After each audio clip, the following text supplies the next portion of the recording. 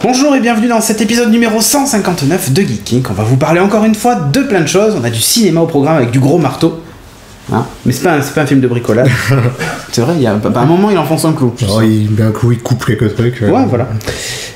Enfin, de jeux vidéo et de plein d'autres trucs. Nexus 5, d'un jeu de rôle japonais. Alors là, faut vous mettre au japonais. Bref, vous allez voir tout ça dans la suite. Et on enchaîne tout de suite avec les news. Magnéto.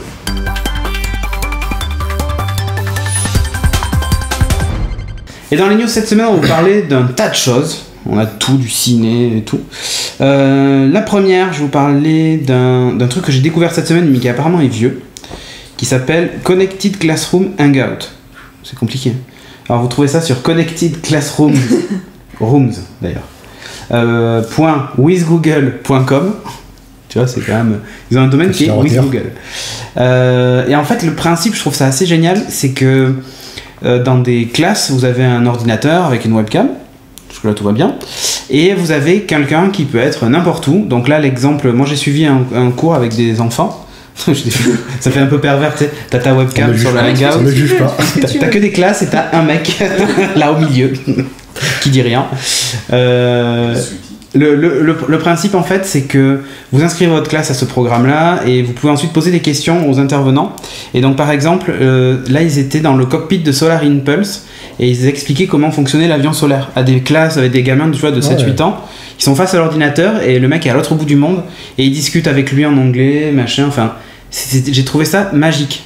Ah, c'est cool. Et il y a la même chose par exemple où ils étaient, c'était un aquarium et il y avait une espèce de pieuvre et les gamins devaient étudier les pieuvres, tu vois, sans doute. Et là, t'avais vraiment un mec qui était plongé dedans et donc il lui entendait, il pouvait pas parler, mais il y avait une personne en dehors de l'aquarium qui parlait à sa place. Et quand tu disais montre-nous l'œil de la pieuvre et tout ça, le mec prenait la pieuvre, montrait le truc et tout. Et j'ai trouvé ça magique. Vraiment. Alors il y a une petite vidéo d'ailleurs qui est très poétique et tout ça, et t'as tendance à dire ouais, c'est un peu trop idéal. Mais en fait, quand tu assistes vraiment à un cours comme ça, tu te rends compte que que ça peut marcher, quoi. Et j'ai trouvé ça top. Et alors, il y en a même un qui a fait un truc pas mal. Ce prof-là avait des Google Glass, donc une partie privilégiée. Ouais. Et il visitait le CERN, tu sais, l'accélérateur de particules. Et donc, en fait, il visitait le truc avec les lunettes et les gamins voyaient à travers ses yeux, comme s'il faisait la visite dans un endroit, forcément, dans lequel ils n'ont pas accès, quoi. Après, c'est sympa, mais c'est vrai que ça remplace pas forcément... Non, mais en fait... de voir, quoi. Non, mais c'est pas du tout ça, en fait. Des excursions. Ouais, c'est ça, c'est le trip field, mais version, tu restes dans la classe, quoi. En plus, c'est souvent des écoles défavorisées. Les mecs n'ont pas de crédit pour aller en Suisse. Par exemple, il y avait une école de New York qui posait des questions à Solar Impulse qui était à Düsseldorf, en Allemagne. Donc je veux dire, les mecs ils n'ont pas les crédits pour aller jusqu'en Allemagne juste pour voir un avion solaire. Et ça donne accès à ça et j'ai trouvé ça magique. Et pour une fois, je trouvais que la technologie servait à quelque chose d'autre que juste dépenser de l'argent. Bon après c'est un peu marketing quoi. Pour acheter un téléphone, tu vois. Bien sûr, parce que ça, mais c'est gratuit pour les écoles. Non mais avec Hangout, tu aurais pu le faire avant. Avec Skype, avec plein d'autres trucs. Non mais même avec Hangout, tu aurais pu le faire. Et eux, ils ont créé ce programme pour dire, pour montrer ce que tu peux faire avec Hangout. C'est un peu market leur service quoi. Sauf que t'as quand même un aspect inscription à l'événement et tout ça. Enfin, tu peux pas y participer réellement comme ça. Moi, par exemple, je pouvais pas te poser de questions, je pouvais juste assister passivement. Les écoles, elles peuvent. D'ailleurs, t'as les élèves qui lèvent la main devant la webcam et c'est trop drôle parce que t'as toutes les rangées de webcam et tu les vois lever la main. Donc, il dit ah, mais machin de tel pays veut te poser une question. Et là, tu te dis putain, c'est de la science-fiction quoi, le truc. Et je trouve ça assez magique que ce soit mis en application aussi simplement, gratuitement. Et je me dis, pour une fois, là, la technologie sert à un truc qui est vraiment positif et sympa. C'est bien fait, mais c'est du marketing. Et ils le font de temps en temps. Mais complètement, ils veulent vendre leur hangout et tout ça. Mais comme ils l'ont fait aussi avec le fait que tu puisses donner des cours particuliers grâce à un hangout. Mais j'en parle après avec Helpout. Ok, ah oui. Juste à la fin. Donc voilà, mais là, je trouve ça vraiment top. Deuxième news, encore techno, je vais parler du bloc d'Orange qui a été annoncé cette semaine. Ça s'appelle le bloc d'Orange. Qu'est-ce que c'est ? C'est un cube. Avec dedans, il y a des enceintes de chez Cabas, donc un bon son et tout, et un vidéoproche. Alors, j'ai pas pris toutes les caractéristiques, mais on s'en fout. Ça sort en février. Non, enfin, c'est correct, mais c'est un truc d'appoint, quoi. Tu vois, c'est un cube que tu transportes comme ça. Tu peux brancher une clé USB, lire ton contenu dessus, utiliser ton smartphone pour projeter tes photos, même tes vidéos et tout. Et j'ai trouvé ça assez malin. parce que les exemples qu'ils ont montrés, j'ai trouvé ça assez parlant. C'est-à-dire que tu peux t'en servir quand tu pars en vacances et tu vas dans un endroit où il n'y a pas de télé, tu veux mater tes séries et tes trucs, bah, t'as tout dans un cube, enfin le bloc là. Ou par exemple t'as des gamins qui un soir t'es occupé dans le salon, ils veulent regarder un film, ils ont pas de télé dans leur chambre, pour une fois tu mets le bloc dans la chambre et tu leur projettes le truc comme au cinéma. Tu me projettes ça sur le mur en grand et je trouve que c'est assez rigolo. Alors il n'y a pas de prix d'annoncer ni rien, faudra voir évidemment combien ça coûte, sympa, ouais. mais j'aime bien le principe. Donc voilà, le bloc d'orange, je trouvais ça assez cool, donc à suivre en février. Troisième news, Marvel, 4 séries, Netflix. Mini-série, Vous avez vu ça événement. Non mais vous avez vu ou pas? C'est Non, le moi, j'ai deal. pas vu. Toi j'ai l'impression que t'as tweeté comme un malade en plus. Ouais, moi j'étais au taquet. Moi j'étais à fond. Heureusement que j'ai pris Netflix. Ouais, mais attends, mais Netflix, c'est le meilleur investissement que j'ai fait cette année. Prendre l'abonnement C'est à clair. Netflix. Donc, 4 séries Marvel, il y a Daredevil, Jessica Jones, Iron Fist, et le dernier c'est Luke Cage. Adapté en série, en fait c'est le groupe des The Defenders. En fait, chacun aura sa propre série. Oui. Et en plus il y a des mini-séries Tout ça culminera vers une série. avec tous les personnages ensemble. Et ce qu'ils veulent faire a priori, c'est que même certaines mini-séries pourraient voir des héros de premier plan apparaître de temps Il y aura en temps des caméos dedans. et tout ça. Voilà. Bah pourquoi pas. Ouais, c'est super, hein. Tous ceux qui pourront pas être au cinéma on pourra apparaître. Il parle même d'eux après les adapter au cinéma si vraiment ça fonctionne bien Voilà. en série, quoi. S'il y a un succès en série, bah, ils feront l'adaptation ciné. Ouais, sympa. Faut que ce soit bien écrit, quoi. Ouais, exactement. Voilà. Vu que Agents of Shield. Oui. Ouais. Bon, on dit rien, on dit rien. Non, c'est ton bébé. Dis rien. Bien joué. On va pas bâcher. mais- Là, après où c'est Netflix, c'est qu'en général, si tu m'arrêtes Sophie si je dis une bêtise, mais c'est que les saisons sont dispo en entier tout de suite. Ouais. Donc genre, si la saison fait 10 épisodes, bah, t'as les 10 épisodes d'un coup. Et ça, je trouve ça assez cool. Ça, c'est bien. Voilà, c'est toi qui décides quand tu veux les regarder. On t'as envie de demand.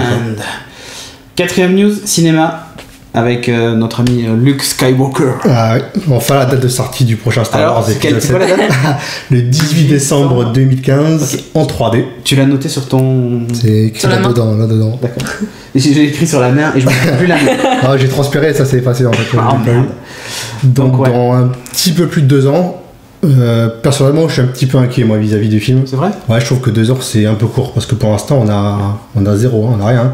On a aucune idée du casting, on a même pas le titre du film, Ouais. il y a même pas de scénario parce qu'ils ont écrit une version du scénario qui n'a pas été retenue, qui est en cours de réécriture. Donc là on est à peine à plus de 2 ans de la sortie. Normalement, ils sont censés commencer à tourner début d'année prochaine ou printemps Normalement, prochain. les films de 2015 vont commencer à tourner au début d'année. Donc Avengers C'est ça, sera au début printemps, d'année, le Batman Superman à peu ouais. près à la même date. Et normalement, le Star Wars devrait commencer à ce moment-là. Donc ils ont 2 ans pour soit réécrire le script entièrement, ou soit le terminer, faire le casting, faire le tournage et faire la post-prod. Ça va être sympa. Bon, aujourd'hui, Donc, franchement, avec les effets spéciaux de nos jours. Ouais, Quel c'est ça, jour, 3 tout le fonds monde verts et tu fais dans tout quoi. Ouais, c'est clair. Mais bon, j'ai un peu l'impression que c'est un peu pour satisfaire les actionnaires de Disney la date 2015. Hein. News suivante, c'est moi. Ouais, news. Avec les French cow, donc les vaches françaises. C'est une news en fait parce que je vais pas en parler beaucoup, donc je vous encourage à aller voir, à les Les bonnets soutenir. rouges, la Bretagne, l'agriculture Du tout. intensive. C'est un groupement en fait de créateurs de françaises, jeux quoi. vidéo indépendants, de studios indépendants de jeux vidéo qui ont créé ça. Ça va fonctionner par saison avec des packs. Chaque pack va regrouper des jeux et chaque saison aura 5 packs. Donc à chaque fois, Je suis déjà perdu là. en fait, dans chaque pack Ouais. que tu vas pouvoir payer, tu vas avoir 4 jeux minimum. Ok. D'accord. Et dans ta saison, tu vas avoir 5 packs. Ça fait 20. Voilà, donc si Putain, tu je sais prends compter. la saison, Ouais. tu sais que tu vas avoir 20 20 jeux. jeux. Les 20 jeux, donc si je souscris directement pour une saison, je C'est un vais payer ça seulement 15 € et en plus j'aurai moins 20% sur le prochain achat. Donc tu vois, c'est vraiment du soutien et en plus, ceux qui veulent faire, c'est vraiment encourager le dialogue entre toi, joueur, et les développeurs. Et en fait, ils vont pas juste te donner le jeu. Le principe, c'est que tu puisses leur dire, ah bah ça pourrait être cool comme Ça c'est fonctionnalité. nul, ça c'est bien. Mais voilà, c'est vraiment d'échanger et eux ils vont faire évoluer le jeu par rapport à ce que la communauté aura dit. D'accord. Donc, vraiment sympa, allez voir, 15 € pour une saison c'est rien du tout. Et chaque pack par contre séparément c'est 9 €. Donc ça vaut carrément On a le une coup de idée prendre un un peu pack. des types de jeux. Oui, il y en a un dont j'ai déjà parlé, c'est Rainbow Jail. C'était un principe. Bah, c'est comme un jeu indépendant, donc ça mélangeait plein de genres. C'était génial, il fallait s'échapper d'une prison d'une façon particulière. Et il y a aussi Pierrec. Alors, si vous connaissez un peu les jeux indépendants, c'est un nom qui revient souvent. Pierrec du site Où je vis Pau. qui se considère pas comme un créateur de jeux vidéo, mais comme juste un mec qui fait des jeux. D'accord. Parce qu'il n'y a pas vraiment de formation, il fait ça un peu comme ça. Et c'est un peu comme nous, quoi. Bah, On a c'est pas un de peu comme formation nous, et on fait des émissions. Bah On ouais, dit c'est pas carrément qu'on ça, est- c'est le principe. On de dit toute pas façon. qu'on est animateur télé, quoi. Non, c'est juste de la passion et franchement, c'est souvent sympa ce qu'il fait. C'est souvent plein de façons d'arriver à une fin, en fait. Donc allez-y, mangez-en, c'est bon, 15 €, ça passe. Ok. News numéro 8. Pardon, je m'étouffe. Encore du jeu vidéo. Ouais, premier proto de Steam Machine qui a été dévoilé. Ça ressemble à une console de jeu. Tout ce que je peux dire. On dirait franchement un mix de Xbox et de PS3. Ça ressemble Et beaucoup, ouais. tu te dis, ok, on est assez loin du PC que tu auras dans ton salon. Mais en même temps, vous allez pas faire un truc c'est un PC. bizarre. Enfin, Non, mais je suis d'accord. Mais là, c'est du premier proto et j'ai trouvé assez joli. Mm. Ça reste prometteur pour la suite, on va voir. Vous avez vu les images et tout. Dernière news, je vais vous parler de Google Help Out. Donc, on en parlait au début. Qui a pas débarqué chez nous, mais je trouve ça assez sympa. Par exemple, si vous êtes super fort en cupcake et vous voulez faire des tutos cupcake, par exemple, vous pouvez et surtout vous faire payer. Vous choisissez un tarif, genre c'est $1 de l'heure. Le mec vous appelle sur Hangout et vous faites la recette avec lui, vous lui expliquez voilà comment il faut faire tel machin, tel truc. Et à la fin, vous touchez les sous, le mec est débité, et voilà. Ou vous pouvez faire un cours d'informatique, le cours fait 1 heure, vous facturez $20 pour l'heure, et tu donnes ton cours, tu vois. Ou même du dépannage à distance. Cours de musique, tu peux apprendre de des musique, instruments, par exemple. de yoga, Ouais. tout ce que tu veux. Tout ce que tu veux. Non, c'est vraiment cool ça. C'est super. Et donc c'est pas dispo en France, je pense que c'est aussi parce qu'il y a un problème de droit du travail et de légalité du truc, et que bon, peut-être qu'on y arrivera, hein, mais voilà, mais je trouve le service top, ça marche super bien, là-bas t'as carrément une appli sur tablette, sur téléphone, donc tu peux avoir ta tablette posée pendant que tu fais ta recette de c'est cuisine, et t'es en visio vraiment avec ton prof, je trouve ça assez cool. Donc Ça, bon là, un là bon tu vois, concept. on passait du truc un peu gratos, orienté éducation, à un vrai business quoi pour le coup. Parce qu'en plus Google prend une petite marge au passage. Bah oui. Ouais, Sinon, il ça, prend sa c'est pas petite étonnant. com. C'est normal. Et mais je trouve ça top. Et si ça peut aider à financer les programmes pour les écoliers, c'est encore mieux. Exactement. Donc voilà. On a terminé avec les news. Et donc on passe à la suite.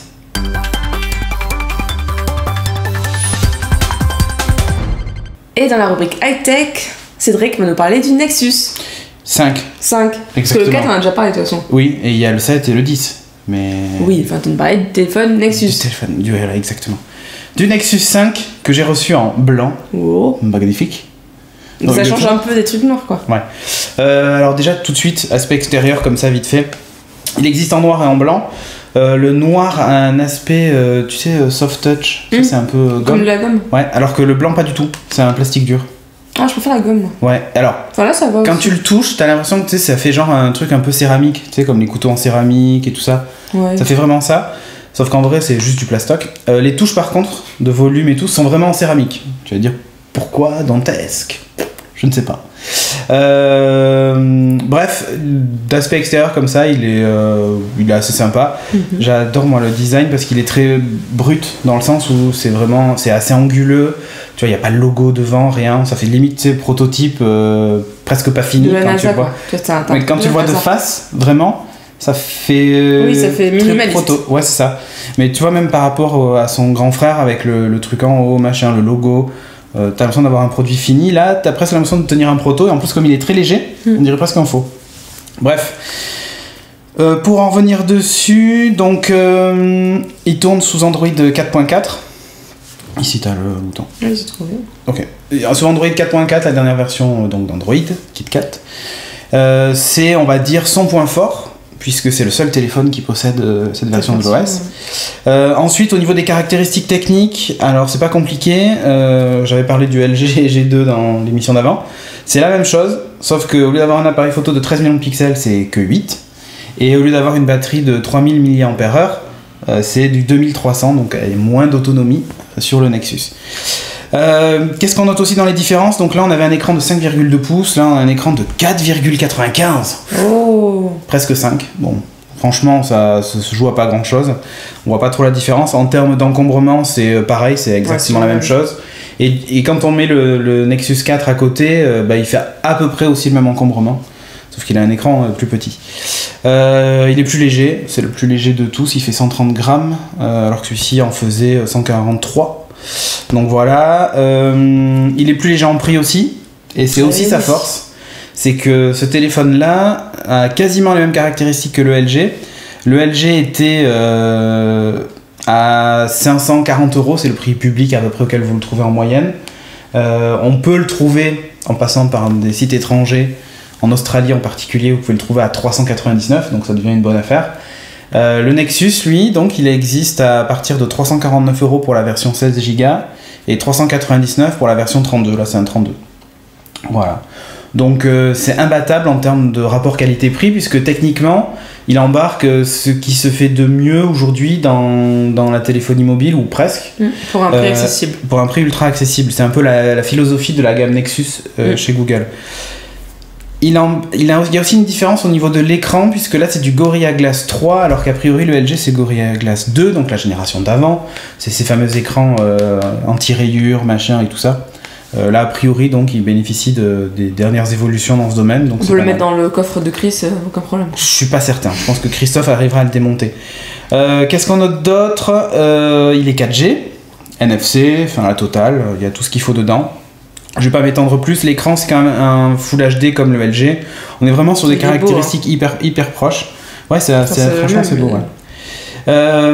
Qu'est-ce qu'on peut noter encore quand même dessus? Donc, dans les plus, le design de l'appareil, je le redis, qui est vraiment top. Il est simple, comme l'OS 4.4 a vachement changé et beaucoup plus design et beaucoup plus sympa sur plein d'aspects. Il fait des photos plus que correctes. Alors j'ai lu pas mal de tests de gens qui disent ouais, l'autofocus est lent et tout.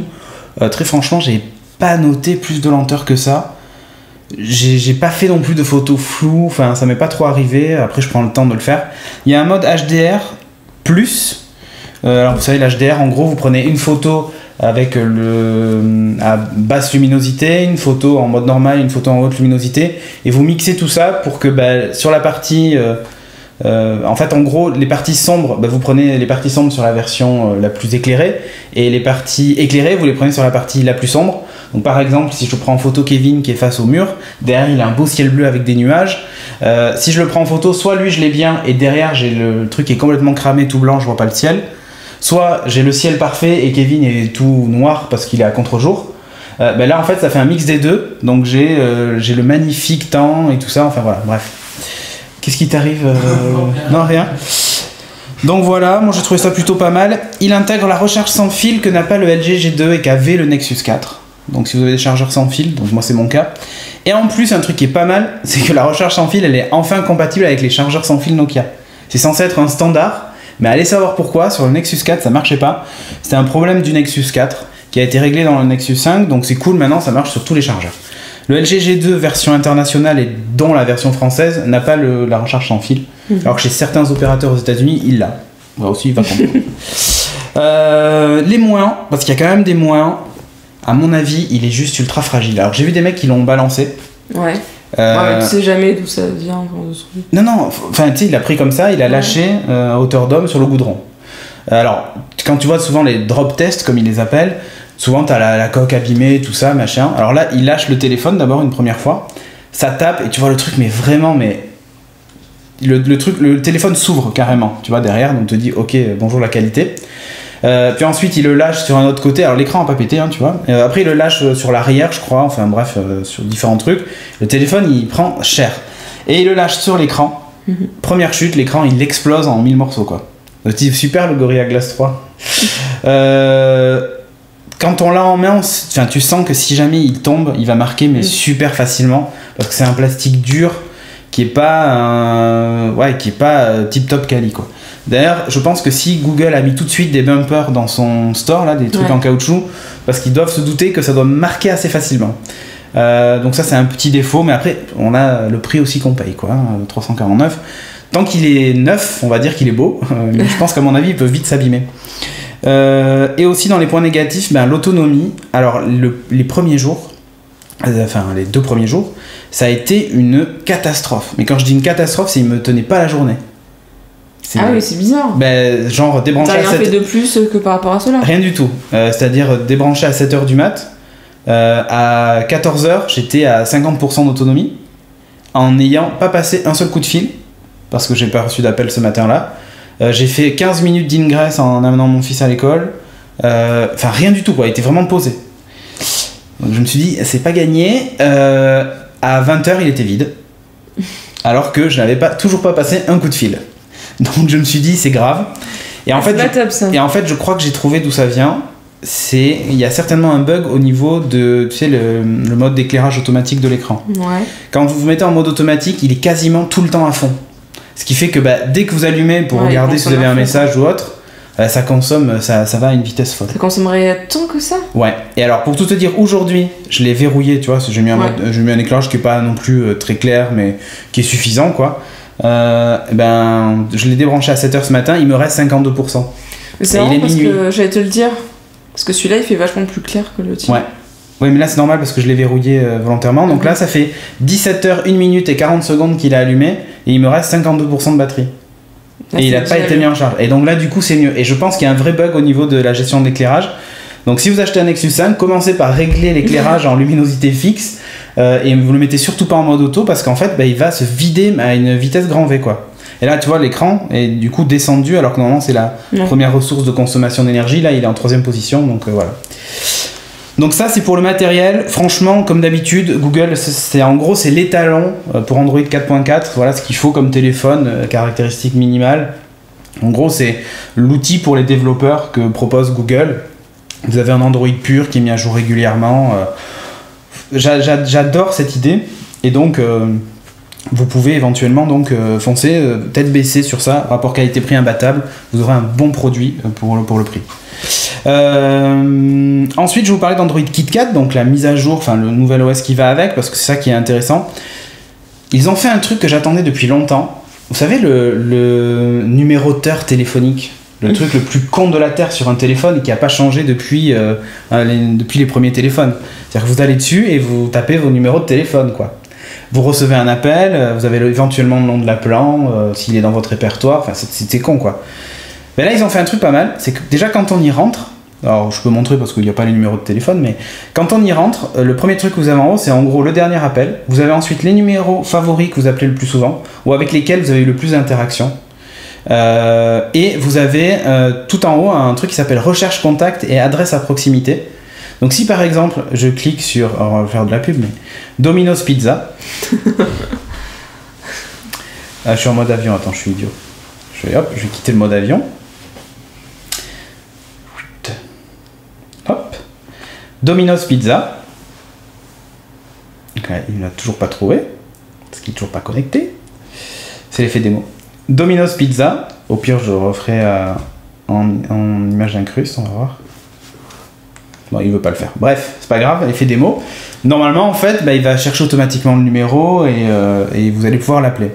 Vous pouvez même taper directement, vous n'êtes pas obligé de parler. Vous tapez Domino's Pizza, tu vois. Domino's Pizza.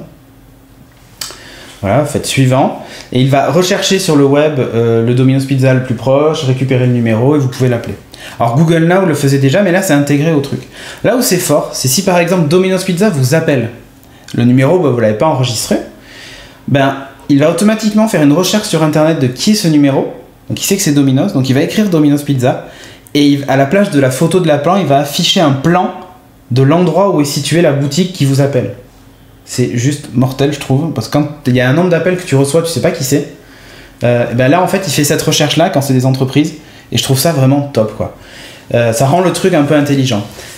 Alors, il est prévu, si vous avez associé votre numéro de téléphone dans Google+, à partir de janvier, si vous appelez quelqu'un qui est dans vos cercles, ou pas d'ailleurs, vous allez avoir sa tête et son nom qui vont apparaître, un espèce d'annuaire, super annuaire inversé, grâce à Google+.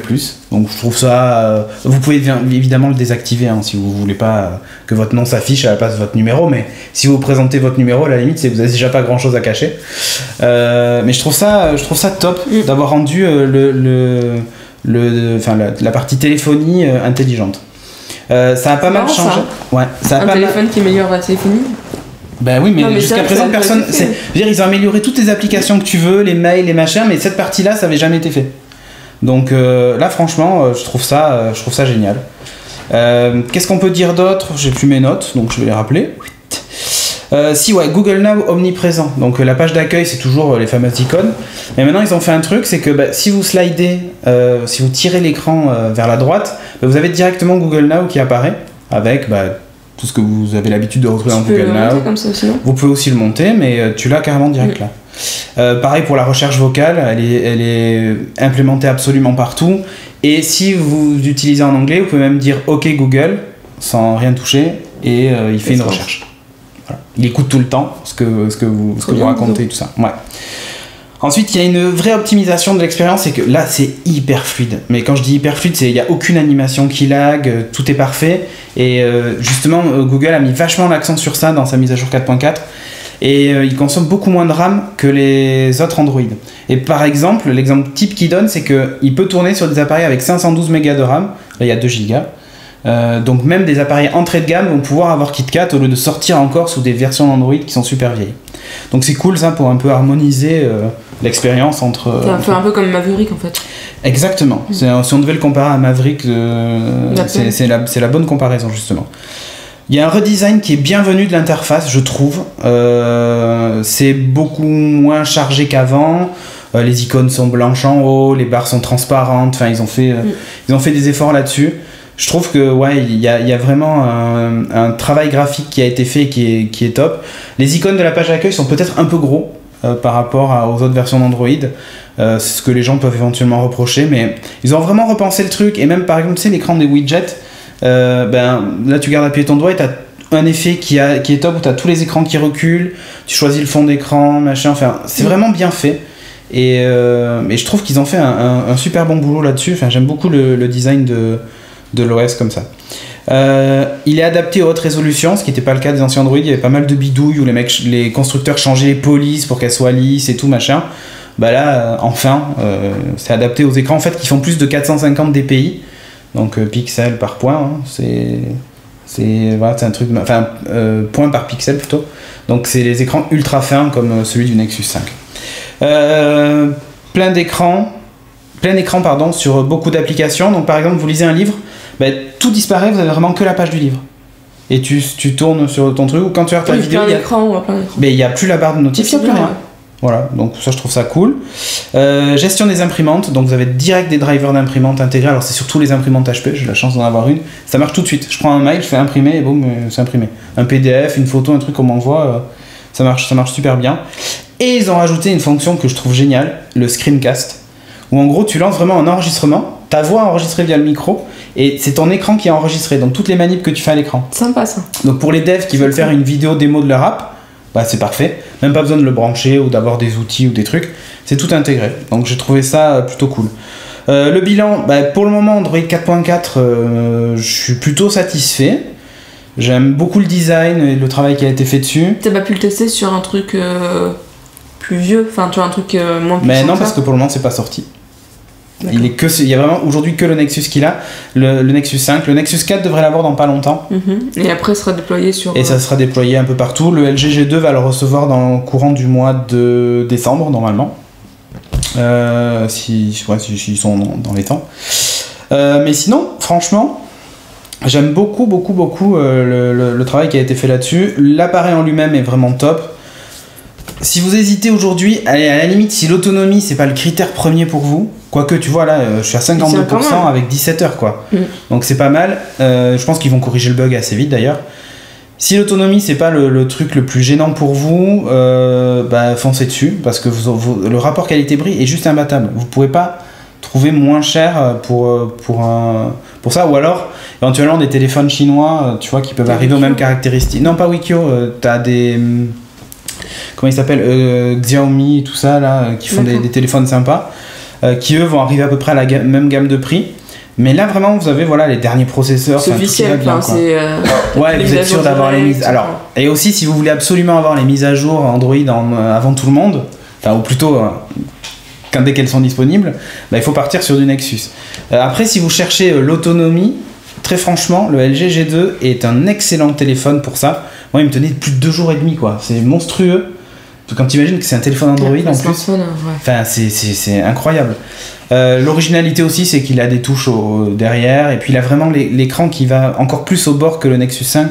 Donc ça donne encore un effet d'immersion dans le téléphone, c'est le fait qu'il y ait toute la face qui soit à l'écran qui est top quoi. Si vous pouvez passer outre ça, il fait des photos qui sont vraiment plus que correctes. Hein. Vous pouvez y aller, ça a des photos même dans la pénombre et tout, c'est franchement correct. Il y a une stabilisation optique, j'ai oublié de le dire, comme le LG G2, donc même si vous bougez, machin, les photos sont pas floues. Vraiment top. Donc je vous le recommande chaudement, et là pour une fois, c'est un téléphone pas cher. Tu vois ? Oui. Par rapport au G2 par exemple, on est vraiment sur un truc. À part si tu veux vraiment de la batterie, que t'es prêt à mettre le prix. Mais sinon voilà. Nexus c'est très bien. Voilà, et c'est tout ce que j'avais à dire. Bon après il y aurait 1000 choses à dire sur Android KitKat avec Hangout qui intègre les SMS. Enfin maintenant tous les Android l'ont puisqu'ils ont fait la mise à jour de KitKat. La mise à jour par contre de Hangout. Il y a le dialer, j'en ai parlé vite fait, c'est vraiment les trucs les plus marquants quoi. Mais bon, vraiment top. Allez voir en tout cas. Ouais franchement c'est qu'un Android, faites la mise à jour. Ouais. Si vous cherchez un téléphone, prenez un Nexus. Voilà, mais la mise à jour pas encore dispo, dès qu'elle sera dispo chez les constructeurs, faut pas hésiter, elle est vraiment top quoi. Donc voilà. Mais super, on passe à la suite.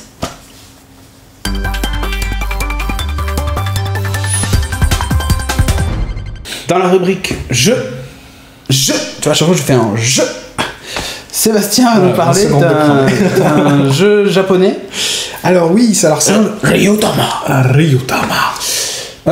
C'est un petit événement parce que c'est le premier jeu de rôle papier japonais traduit en français. Mais écrit en japonais. Non. Traduit en français. D'accord. Et donc c'est vachement original parce que donc les Japonais ont une autre approche que nous du jeu de rôle papier. Et en fait c'est un peu conçu comme les JRPG en jeu vidéo, donc comme les RPG japonais. Secret of Mana. Voilà, comme un Dragon Quest. Dragon Quest, pour moi c'est le. Comme un Suikoden. Moi c'est celui-là. Ouais, moi le JRPG. Et puis il y en a d'autres, c'est Final Fantasy, voilà. Et tout ça, mais moi Dragon Quest c'est. Donc en fait la création des règles et de l'univers est un peu vue de cette façon plus que sur le côté occidental classique, on va dire. Le caméraman s'endort, si vous avez entendu un bâillement, c'est normal. En plus, c'est pas la plupart des jeux de rôle, nous, sont centrés sur le combat, sur les énigmes. C'est souvent des univers assez sombres. Là, c'est complètement différent. C'est plutôt basé sur l'émerveillement, sur le voyage, sur la découverte. C'est vraiment très positif comme univers. D'accord. Et d'ailleurs, en fait, il n'y a pas vraiment d'univers. C'est ça aussi la particularité. C'est que l'univers se crée au fur et à mesure qu'on avance. C'est vraiment pour ça que c'est un jeu sur le voyage, parce qu'en fait, les joueurs et le maître de jeu créent les villes et les endroits au fur et à mesure que tu avances, en fait. D'accord, comme une espèce de jeu vidéo qui se chargerait. Et... Voilà. Il y a juste une petite trame d'univers basée sur les dragons. Ok. Et qui fait tout le principe du jeu d'ailleurs. Donc Ryutama en fait ça veut dire œuf de dragon. D'accord. Donc c'est Dofus quoi. Voilà. Pardon, je m'égare. C'est vraiment centré sur ça. Mais en dehors de ça, il n'y a pas de monde dans le sens où il n'y a pas un continent avec des villes, avec des personnages principaux qui s'appellent comme ça. Il y a juste le principe de base de l'homme un peu pas dirigé mais gouverné par les dragons. D'accord, ouais, dragon vert, dragon rouge. Alors ça j'expliquerai après. C'est un truc très particulier. On peut, alors comme dans les autres jeux, on peut incarner une classe. Alors là, c'est des classes qui sont beaucoup moins guerrières que d'habitude. C'est le noble, le fermier, le marchand. Donc moi, je vais jouer un fermier, je pense. Voilà, mais c'est ce que je vais jouer. D'accord. Et à côté de ça, un chasseur alors. Voilà, le chasseur, le guérisseur, le ménestrel. Chasseur qui tue des sangliers. D'ailleurs. Voilà. Et en fait, chacun d'entre eux a des talents particuliers qui vont lui donner sa place dans le groupe. Ok. Et à côté de ça, en plus de la classe, il y a un rôle que tu peux attribuer à des joueurs et qui n'est pas en fonction de la classe. Tu fais plein de bruit.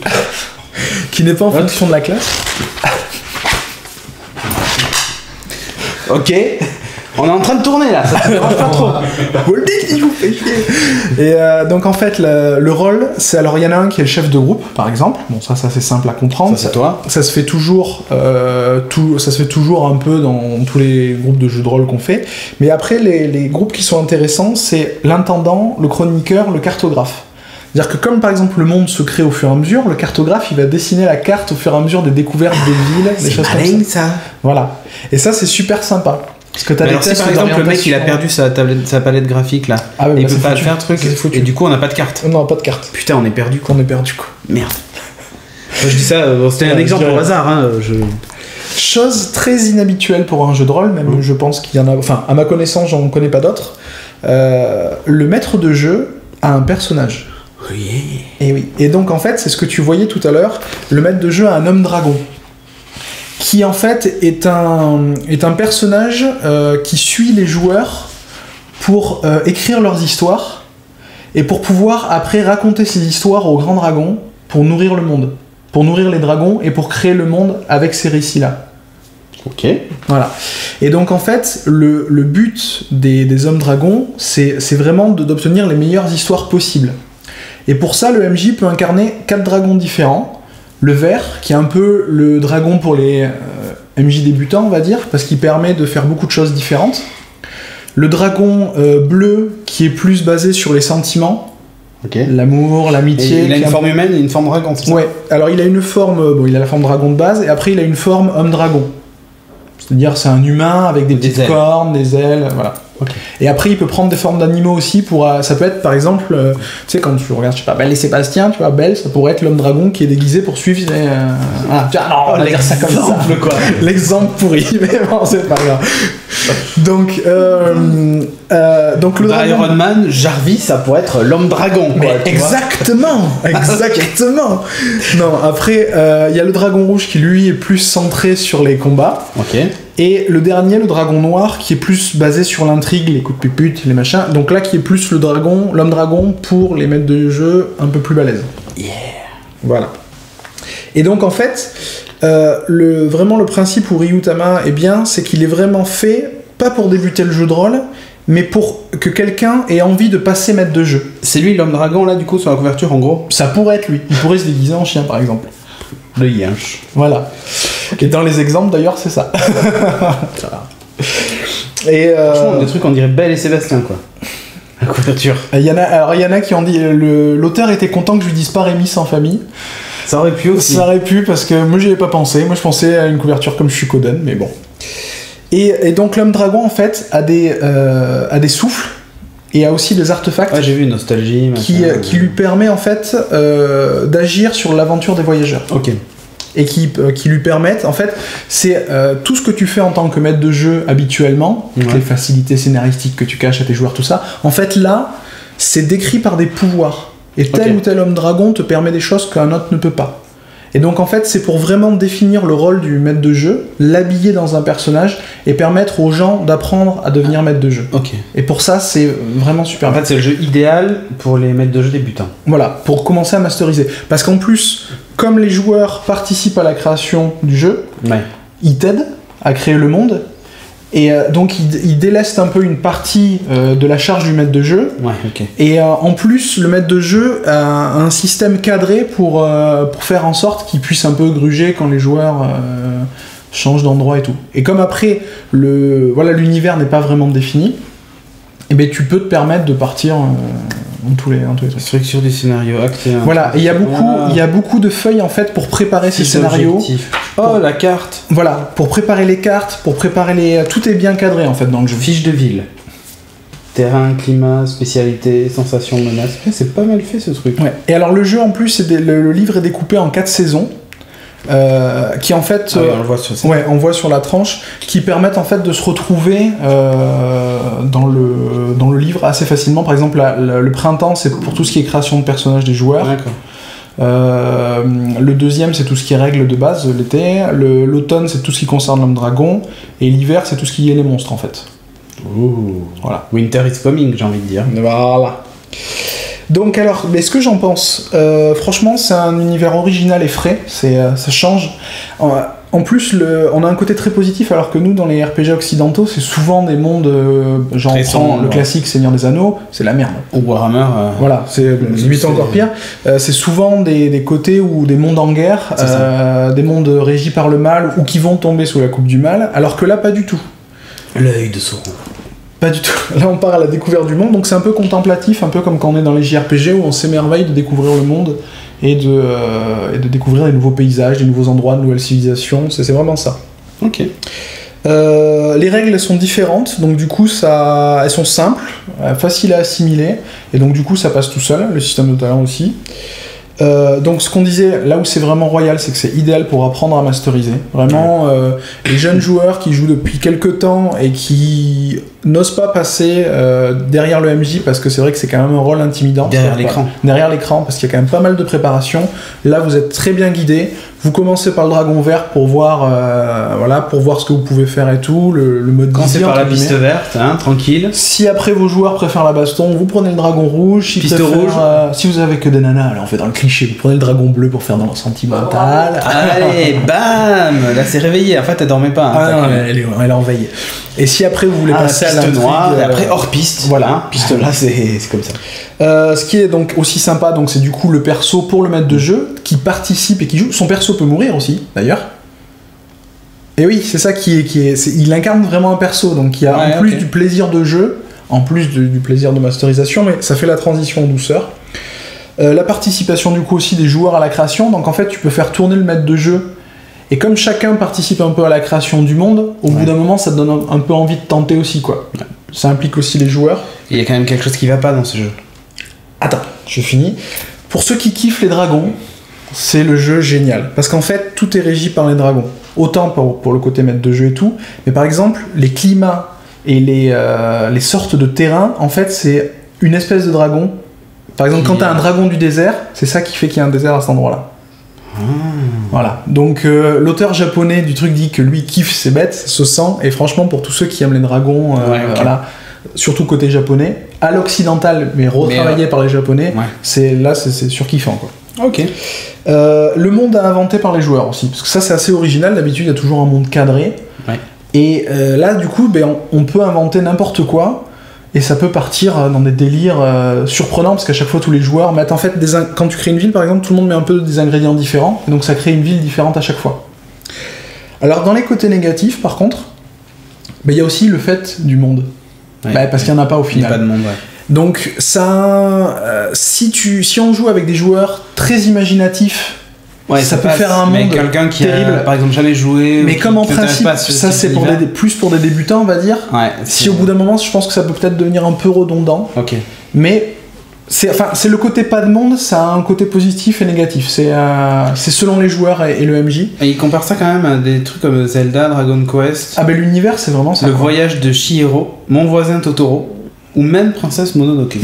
Dans le principe, les monstres, parce qu'il y a donc des monstres qui sont définis, c'est pour ça qu'il y a quand même une trame d'univers.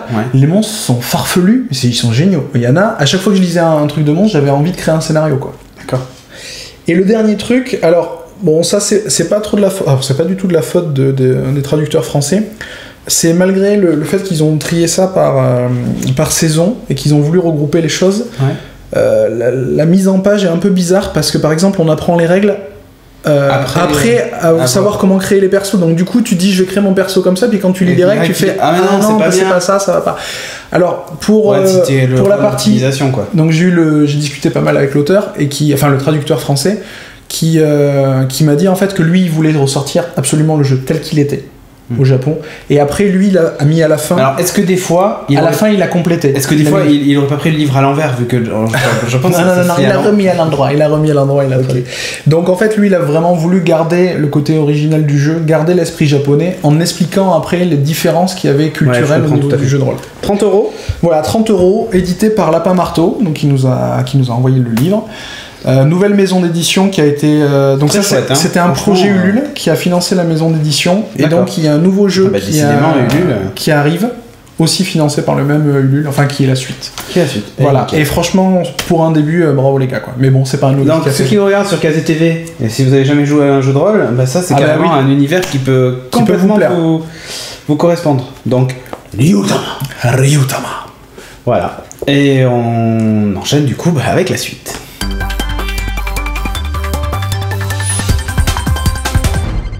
Dans la rubrique série, Sophie va nous parler de ses suceurs préférés.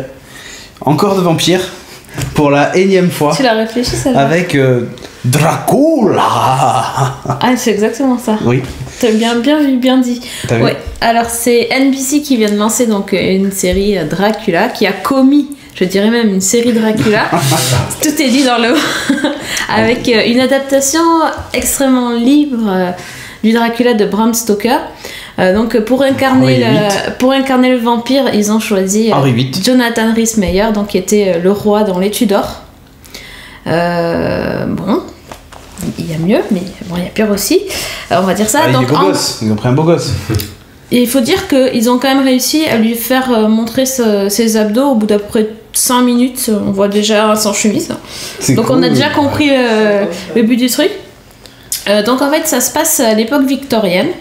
Dracula a été réveillé et grâce au sang des victimes, il continue à être immortel. Et donc là, il arrive dans cette époque victorienne sous une fausse identité. Parce qu'en fait, il a décidé de se venger. Donc il y a une double histoire. Il est à la fois un peu Dracula et un peu le comte de Monte Cristo. Hein, et c'est un peu tout mélangé. Oh putain. Ouais. Et donc il s'appelle Alexander Grayson. Il se fait passer pour un Américain, une espèce de mec visionnaire qui investit dans la technologie. Il a peur de rien, c'est un Américain. C'est un peu ça, ouais. Et donc en fait, ce mec, il essaye d'être reconnu dans la société anglaise parce qu'il invente des nouvelles technologies. Et là, il a inventé quelque chose pour produire de l'électricité sans fil, une espèce de Wi-Fi, quoi. On va dire ça. De l'électricité sans fil. Ils ont inventé les chargeurs sans fil pour le téléphone. Et donc l'idée, c'est que avec cette il n'a pas inventé les téléphones. Avec cette fausse identité, il va essayer de se venger de l'ordre pas du phénix. Non, de l'ordre du dragon. Attention. Oh. Alors, l'ordre du dragon, c'est une espèce de société secrète qui... Des super templiers, quoi. Ouais, mais en fait, c'est des gens riches de la société britannique qui investissent surtout dans le pétrole et qui contrôlent à peu près tout. Donc, le but de Dracula, c'est en fait de les ruiner, de proposer une énergie alternative au pétrole pour que les mecs, ils perdent des sous. Oh putain, mais c'est quoi ce truc? Voilà. Et en même temps, c'est quand même un petit peu un vampire, donc ils se sont dit, il va quand même falloir mettre quelques scènes. Mais il suce des arbres. Parce qu'il est écolo jusqu'au bout. Il va dans la forêt, il attrape des arbres. Hop, un peu de scène. Je vais décéder. Allez, vas-y, tousse un bon coup là. Tu passes à la télé, t'as pas le droit de tousser.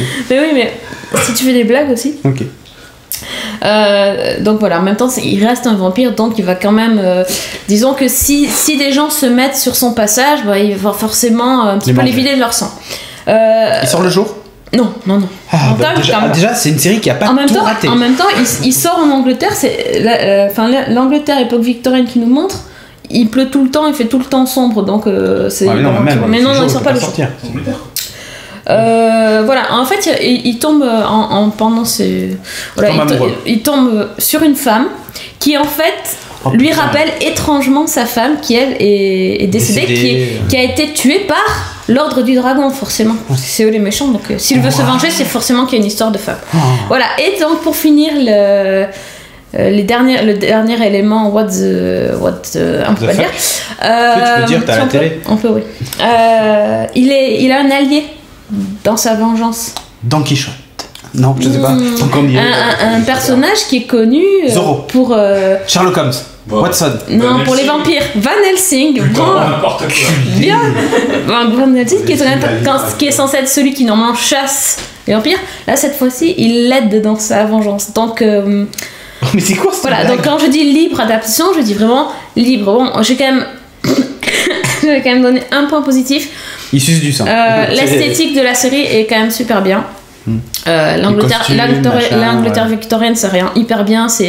C'est glauque, c'est sombre, il pleut. Enfin, voilà, c'est vraiment l'atmosphère géniale. C'est Blade Runner, mais version. Mais c'est un peu le Jack l'Éventreur du vampire. Sauf qu'en fait, même ils expliquent, ça c'est énorme dans le pilote, ils expliquent que Jack l'Éventreur c'était un vampire, mais qu'en fait, l'ordre du dragon a masqué la vérité. Voilà, ils ont caché la vérité. Enfin bref.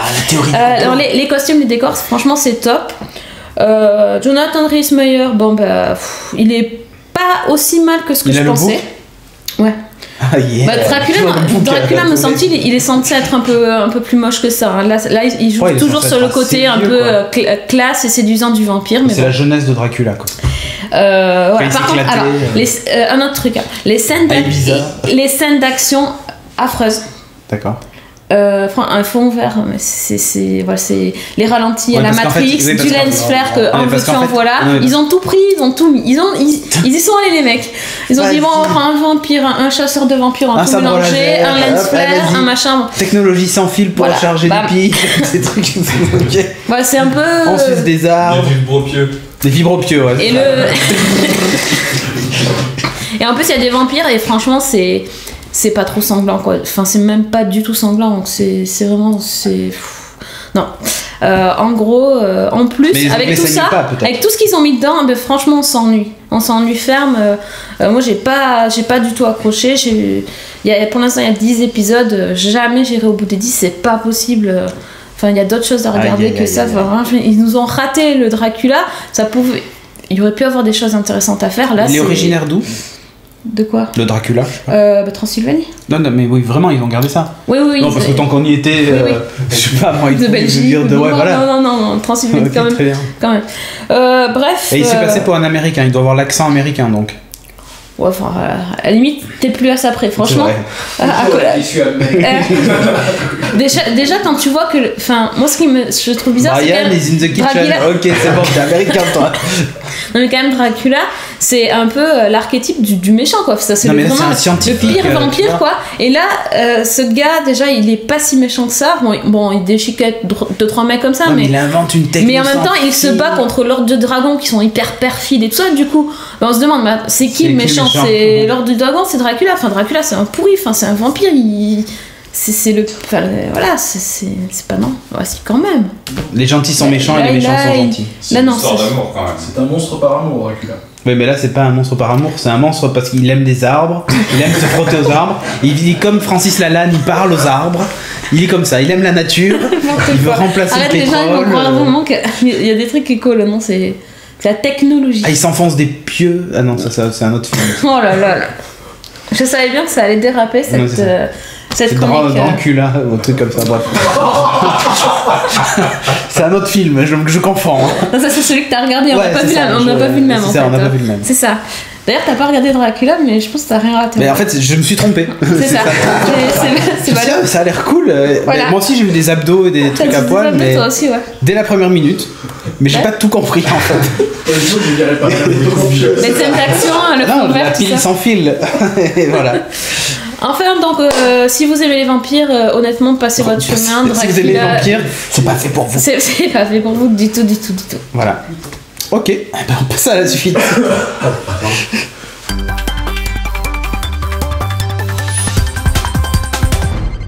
Et dans la rubrique jeux vidéo, Timothée va nous parler de son héros préféré, Batman, Batman, dont le dernier jeu est sorti, Arkham Origins. Arkham Origins, qui raconte.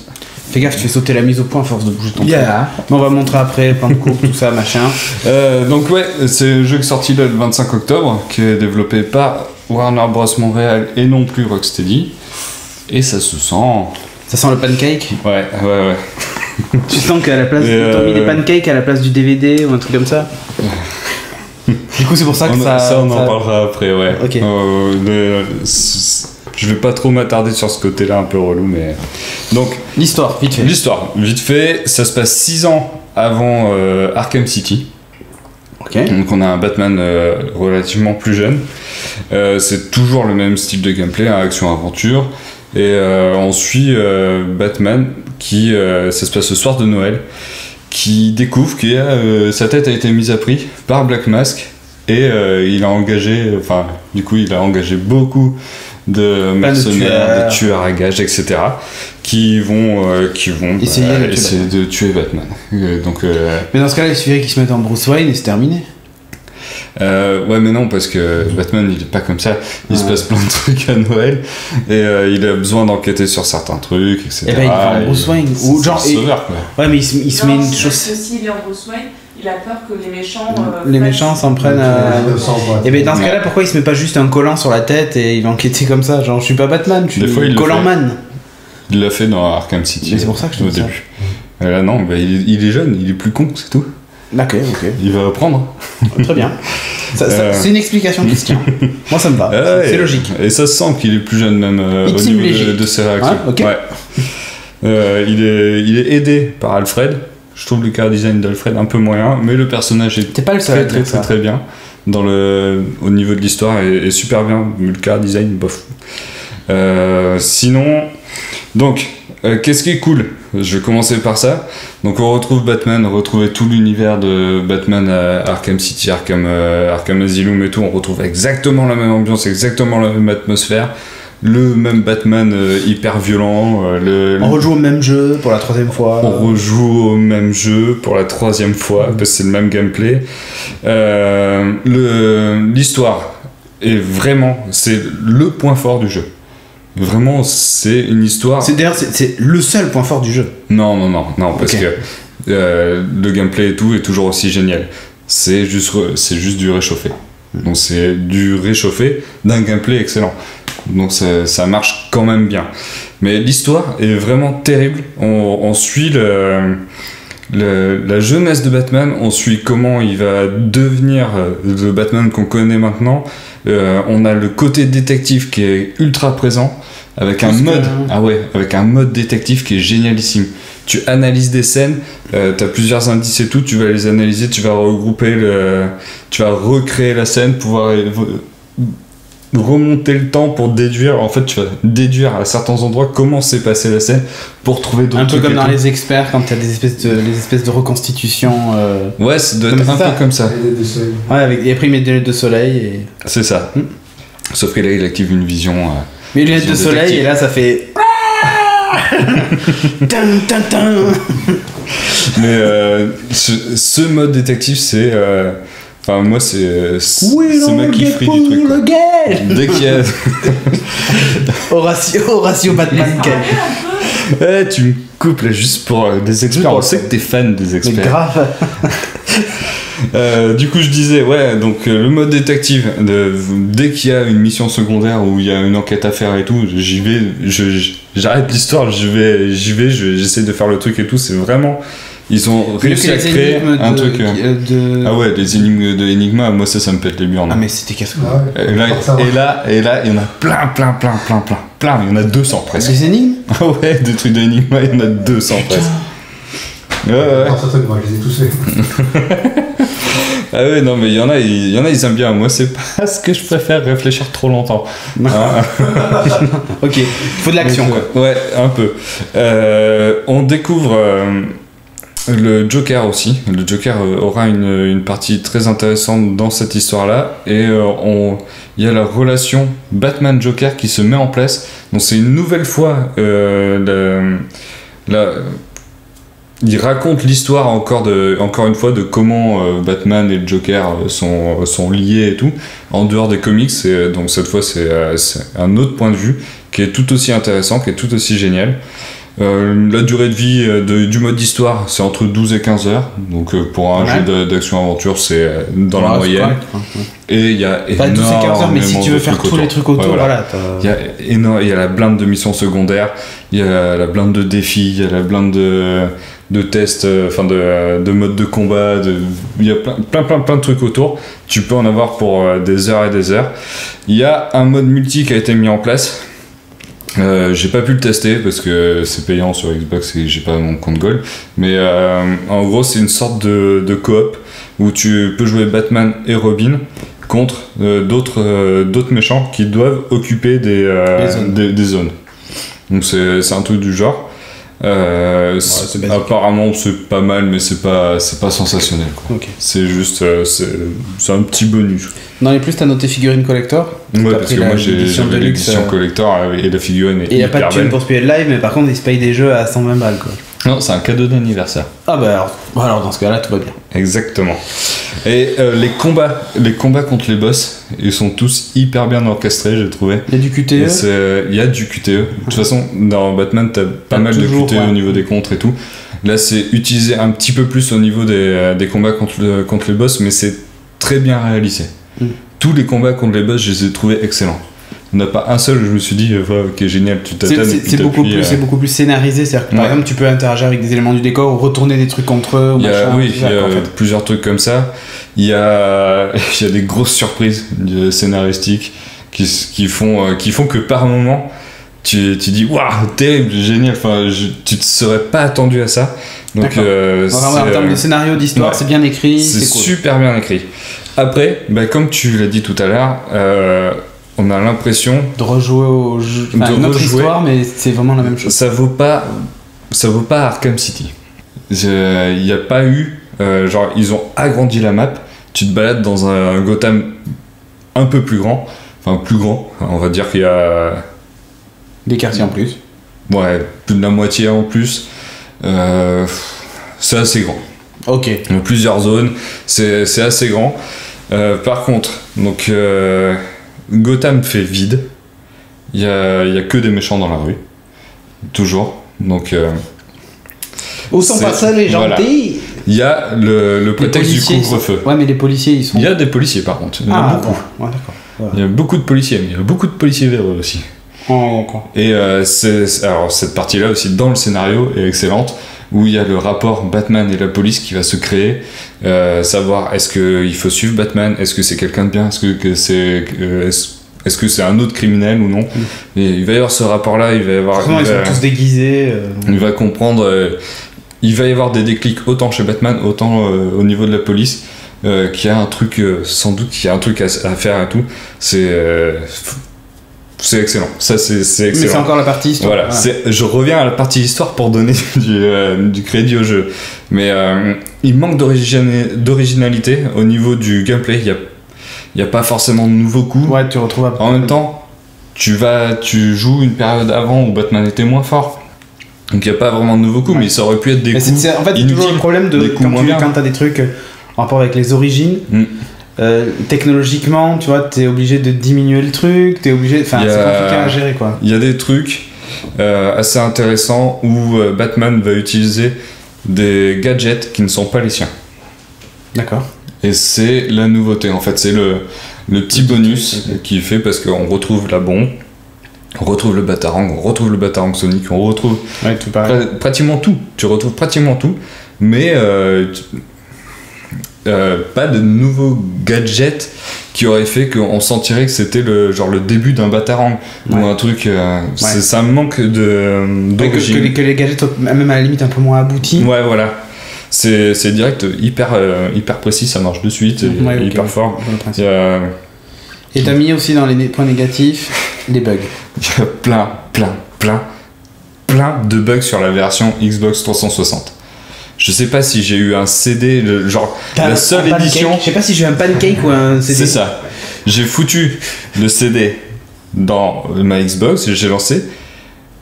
J'ai en 0 minute de jeu, j'avais déjà un freeze. Pas mal. J'ai appuyé sur Start, mort. Mais c'est peut-être Mr. Freeze. Donc, non. Non. Raté. Donc déjà, à partir de là, c'était mort. Je relance la console parce que c'était vraiment mort. Je relance la console. Là, c'était la connexion au WBID, un truc, un identifiant Warner Bros et tout. Serveur occupé. Vous foutez de ma gueule. C'est un jeu perso. Un jeu même pas multijoueur. Enfin, c'est pas un truc. Oui, mais t'es obligé de connecter. C'est multijoueur à 8 maximum, les gars. Donc, ça m'avait gonflé. Je lance la partie. Je joue 30 minutes. J'arrive contre le premier boss. Freeze. C'est Freeze le premier boss? Non. Ah non, merde, non, putain, Freeze. Chaque fois j'ai l'impression que tu vas m'annoncer qu'il y a Freeze dans le... Non. Toi, je vois Zia avec ses lunettes. Là, j'ai arrêté de jouer. Okay. Je me suis dit... je vais me calmer les nerfs. Voilà. Je vais aller casser 2-3... Je vais aller casser 2-3 jerrycans. Ouais. J'ai un jerrycan à fouetter. Voilà. Mais donc j'ai arrêté ça. Le lendemain matin, un pote qui m'écrit sur Twitter qui me dit dis donc, t'aurais pas des problèmes avec Arkham Origins parce que moi, je suis arrivé à 33%. J'ai eu ma sauvegarde corrompue. Ah yeah. J'ai tout recommencé aussi. Ah mais ça c'est la classe. Donc t'es là, c'est du foutage de gueule les gars. C'est la fin de la Xbox 360. Les développeurs ils devraient être à fond, ils devraient connaître le fonctionnement par cœur. C'est pas possible, un jeu à tel niveau. C'est incroyable qu'on ait autant de freeze, autant de de Passage bugs. à travers les murs. On a des passages à travers les murs.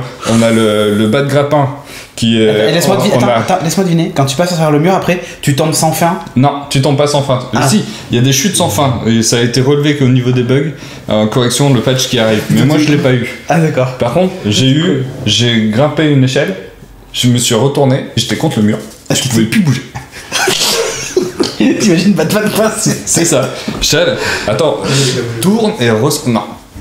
Je pouvais plus rien faire. Je suis coincé. Et ça frisait la console, hein, je pouvais plus. Donc voilà. Cool. Quand tu utilises le bas de grappin, ça fait. Enfin, il arrive à prendre un point de repère qui est derrière, loin, et c'est fait.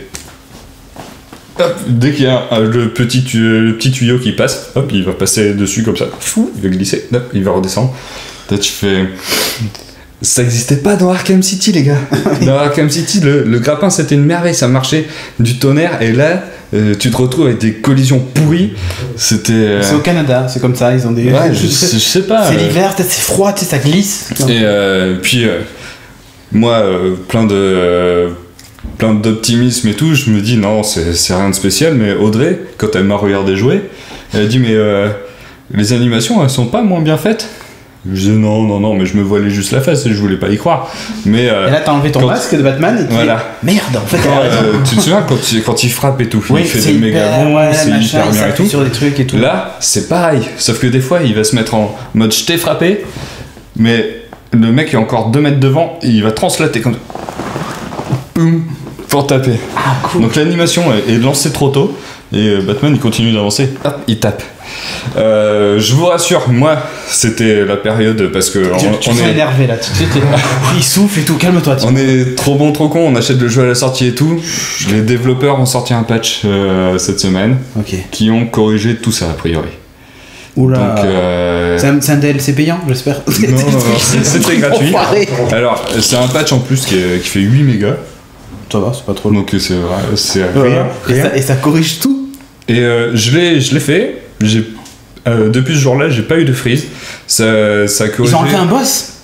Ouais, Ah, il y a merde. plus freeze, Oh merde. donc il y a plus de blocage. D'accord. Mais donc ça a corrigé ça, mais enfin, personnellement, je trouve que pour un jeu À ce d'un prix. tel niveau, à tel prix, Ouais, puis je veux dire, c'est un avec- peu le troisième quoi. voilà, c'est le 3e. C'est un autre studio, ok, mais bon, faut quand même pas nous prendre pour des idiots, quoi. C'est un jeu qui est attendu par tout le monde, qui a une méga communauté derrière. Tu peux pas te permettre de sortir un jeu. Enfin, les bêta-testeurs, ils ont bien dû avoir ces mêmes bugs. Ils ont bien dû. Non, mais il n'y avait pas de bêta test peut-être. Peut-être. Ils ont pas fait de recettage du truc. C'est- Non, ouais. non, on y va. Le pire du truc, tu On en peux sort un. passer d'un coin de la ville à un autre avec ta Batwing. Donc Oui. tu l'appelles, et bien quand tu l'appelles, très souvent, ça bug. C'est ça. Ça arrive pas à enchaîner l'animation. C'est Donc quand même un truc t'as Batman basique. qui s'agrippe à sa Batwing et puis ça s'arrête là. La transition où tu vois le Batwing qui avance, tu l'as pas. T'as un écran noir, t'entends. T'as rien. Oh putain, mais c'est dramatique. J'ai l'impression que j'ai eu le. Genre. Moi j'ai eu la release préversion. alpha quoi. Ouais, c'est genre. Et bon, c'est la V1. Non, c'est la V0. Ouais. C'est genre. Ah ouais, lui Oh, non, mais c'est pas possible. il est fan de Batman, on va lui envoyer la version alpha avant tout le monde. Non, je l'ai reçu en même temps que les autres. Et tu l'as payé. Voilà. C'est genre total. Non, Oh. c'est. Bon, ça c'est honteux. On aurait dit une extension de Batman Arkham City, tellement ça faisait pitié, développé par des stagiaires, quoi. Faut arrêter de. C'était, Ouais, mais voilà, des stagiaires et gravés sur des pancakes quoi. Voilà. Faut arrêter ça. C'est Donc mal. le sirop d'érable, vous vous calmez les gars. Ouais. Et, Faut arrêter de prendre du sucre, hein. Parce qu'après vous allez, bon, vous allez me fâcher. apparemment, ils se sont excusés. Les développeurs, il y a vraiment un truc. On s'excuse. Hein. Mais Oh, on a quand même engrangé personnellement, du fric. je trouve que c'est trop tard. C'est Bon, arrête, franchement, il y en a un quatrième qui sort. Demain, tu vas l'acheter tout de suite. je- S'il y a écrit Rocksteady devant, Ah, Rocksteady, si c'est Rocksteady qui reprend. mais attends, c'est ouais. ça. Non, mais en fait, C'est possible que ce soit non, mais Rocksteady, d'ailleurs. ce qui est dit, non, mais ce qui est dit, c'est qu'en fait, ils ont fait ce Batman-là alors que Rocksteady travaille sur le suivant. Et c'est-à-dire, c'est pour ça que c'est un origine et c'est pas la suite, mais ils travaillent sur la suite directe du précédent. Donc, à voir. Et qui serait sur Next Gen justement. Et ils mettent 2 ans à le sortir, donc c'est ça. Et Ouais, mais c'était Call of Duty, je crois, qui avait fait ça aussi. Non, c'est Call of Duty ou c'est. Non, c'était les Medal of Honor, où il y avait 2 studios dessus et chaque année il y avait un des studios qui en sortait un en alternance. Comme ça ils avaient 2 ans pour bosser dessus, chaque studio, mais ils en sortaient un par an et ils ont grangé du fric quoi. C'est Activision je crois non? Là tu le sens. Ou Electronic Arts, c'est l'un ou l'autre, mais bon. Pour ce Batman tu le sens un petit peu. Tu c'est sens, les amis encore. Tu sens pas la. En fait tu sens. Limite tu ressens vraiment pas la même passion. Vas-y arrête. De Rocksteady pour le jeu. Tu te fais du mal. On va passer à la suite. Hein, parce que là, les gens se disent, alors, on va le perdre, donc je pense qu'il est temps d'arrêter. Le patch est sorti, le jeu fonctionne maintenant, tout est corrigé. Bon, tu le recommandes. L'histoire est géniale, je le recommande quand même. Tu vas quoi. Ça vaut le coup, c'est. Keke, tu peux y aller. C'est une très belle histoire. Moi, je joue au 4, c'est bug. Hein. Très bien. Ah oui, t'as sûr. Ah oui, version PC, il n'y a aucun bug. PS3, version PS3, il y en a 10 fois moins dans la liste de correction des bugs. Pour PS3, pour PS3 t'avais 3 lignes et Xbox t'avais donc je sais pas. Il y avait un Wikipédia à peu près c'est pour ça. Xbox 360. Ah non mais c'était incroyable. Ok, très bien. Donc allez-y les joueurs de PC. On enchaîne avec la suite.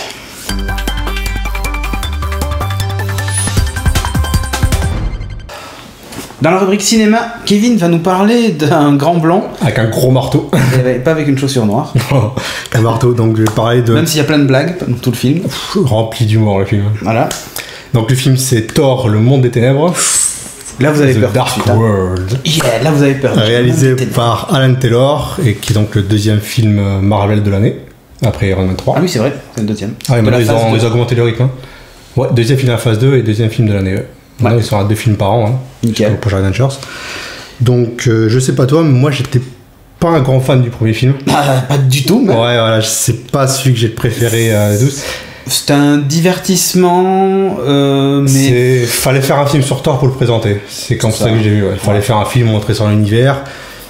Parce que bon, il y avait beaucoup de défauts quand même dedans. Déjà, moi j'étais pas convaincu par Hemsworth la première fois que j'ai vu, par Chris Hemsworth qui joue Thor. Je trouvais qu'il jouait pas très bien. Je trouvais que la romance entre lui et Jane était, pour rester poli, un peu naze. Et je trouvais même que globalement le film manquait un petit peu d'ampleur. Donc bon, il y a la partie Asgard, mais bon, sinon la moitié du film se passe au Nouveau-Mexique, dans un petit village au milieu du désert, quoi. Donc pour un truc qui parle des affrontements entre dieux, bon, c'était pas terrible. Ils voulaient pas détruire des villes, tu vois, ils étaient juste dans un petit coin du désert. Ouais, bon, donc c'était un peu décevant. Donc, je suis d'accord. Bon, s'il y a d'autres personnes qui sont dans mon cas, qui se rassurent, le nouveau film corrige quasiment tous les défauts du premier. Fini le Mexique. Fini le Mexique, on visite vraiment plein d'endroits. C'est l'ampleur du truc est vraiment énorme. On visite différents royaumes, on se balade un petit peu dans les différents royaumes. On refait un tour à Asgard et Asgard a vraiment changé par rapport au premier film. Mais changé pour des raisons scénaristiques ou juste le côté visuel en fait. Le nouveau réalisateur, c'est Alan Taylor. Alan Taylor, il n'a pas fait une grande carrière au cinéma, mais il a réalisé beaucoup de séries. D'accord. Et en particulier, il a réalisé des épisodes de Game of Thrones. D'accord. Et donc du coup, ils se sont dit, allez, on va mettre des nichons et du cul partout. Plutôt du médiéval, on va mettre des nichons et du cul. Bah, ça reste quand même un film Marvel. Ouais, j'ai l'impression que les armures et tous les trucs font... Enfin... tout le visuel... Mais tous les autres, je trouvais que ça faisait très il y a vraiment un vrai mélange médiéval et science-fiction qui n'était pas présent dans les premiers. C'était vraiment très SF, je trouve, Asgard. Limite SF un peu froide. Ça faisait un peu vide. Ça faisait un peu vide. Et là, tu ressens vraiment la vie dans Asgard. D'accord. À un moment, tu vois par exemple des soldats qui vont s'entraîner dans l'arrière-cour. Tu visites un petit peu les baraquements. Ils sont dans une auberge en train de boire un verre. Tu ressens vraiment la vie. Après, bon, pour des dieux nordiques, c'est normal que ce soit froid, quoi. Ok, elle était nulle celle-là. On la gardera pas, je la couperai au montage. on coupe. Donc grande ambition visuelle. Chris Hemsworth c'est vraiment approprié le rôle, je trouve. Il est vraiment très bon dedans. Et son personnage aussi a vraiment beaucoup évolué par rapport au premier film. Bah, il y a eu Avengers et tout ce qui s'est passé. Mais lui aussi, il nous fait sa crise d'ado, sa crise d'angoisse, là, genre comme Tony Stark. Non, pas vraiment. C'est plutôt le côté. Il a l'habitude, lui. Le côté royal, en fait. Maintenant, c'est la charge du pouvoir, vu qu'il a été choisi pour devenir le futur roi. C'est vraiment comment gérer le pays, la différence entre le devoir par rapport à son peuple et ses sentiments. Ça tourne vraiment autour de ça. Oui, parce qu'en fait, parce que sa copine est une humaine. Évidemment, ça plaît pas à son père et tout ça, parce qu'il y a une différence d'espérance de vie. Eux, ils vivent 5000 ans, les Asgardiens. Bah, comme nous, hein, à peu près. Hein. Mais alors que les humains, on va dire 100 ans en étant gentils. Donc ça fait un petit écart et effectivement il se dit forcément la descendance. Non, alors ça slide dans ce sens maintenant, tu vois, ils ont changé un peu le truc. Ouais. Non, mais tu vas t'y faire. C'est depuis la mise à jour, c'est comme ça. Ton carnet. C'est iOS 7 ça. Sur ton carnet, ouais. Donc Chris Hemsworth plus Alice Harrow, la romance entre lui et Jane est vraiment beaucoup mieux, beaucoup D'accord, plus mais il y équilibrée. a le mariage, machin et tout. Enfin, dans le trailer, on devine. Enfin, je sais pas. Non, il n'y a pas de mariage. Mais je sais pas, dans le trailer, t'as l'impression qu'ils vont se marier, quoi. Ah bon? Ah bah, mais je sais pas, moi, le trailer. Non, quand le film commence, en fait, il n'a pas revu depuis le premier film Oui, Thor. mais après, elle est en costume, elle est à Asgard. Elle débarque à Asgard, en fait, parce qu'il y a un élément dans le scénario qui fait qu'elle est obligée d'y aller, en fait. D'accord. Et tout tourne autour de ça. Salut, bonjour, j'aimerais un taxi pour Asgard. Ok. Tu prends le bus numéro 5 et tu passes par le 4e monde et tu t'arrêtes, tu changes là-bas. Donc, ok, et ensuite Humour omniprésent. Ouais, donc tu m'as dit c'est pire qu'Iron Man 3. Pour moi, c'est quasiment le film Marvel le plus drôle que j'ai vu. Il y a vraiment, ça enchaîne vanne sur vanne et j'ai vraiment trouvé ça hilarant. Mais comment Thor, enfin. Là pour moi, mais c'est. Seb, quand il y a des vannes partout. Thor, lui, est drôle. C'est un peu l'humour à froid qui sort, tu vois. Normal, pour des dieux nordiques. Enfin, pour des dieux nordiques, alors on rebondit dessus. Comique de répétition. Comique de répétition. Il a rigolé, Timo. On retrouve, je sais pas si tu te rappelles du personnage de Darcy dans le premier film. Oui. Qui elle aussi est très très drôle. Ouais, là tu sens bien qu'il y a un truc, genre elle est amoureuse, un triangle amoureux à 2 balles. Non, pas avec Thor. Ah. Elle a son propre intrigue amoureux de son côté. Avec Jane. Avec Jane. Ah bon, ok. Il y a le professeur Selvig, je sais pas si tu te rappelles, qui lui est vraiment aussi hyper drôle dedans. La première scène où on le voit, elle est mythique. D'accord. Elle est vraiment mythique. Vous le verrez quand vous verrez le film. Ok. Donc tout le monde a son moment de gloire, tout le monde a son moment humoristique. Et je trouvais vraiment que le film était vraiment très équilibré. Tu rigoles, t'as l'action, t'as des moments plus sombres et plus sérieux.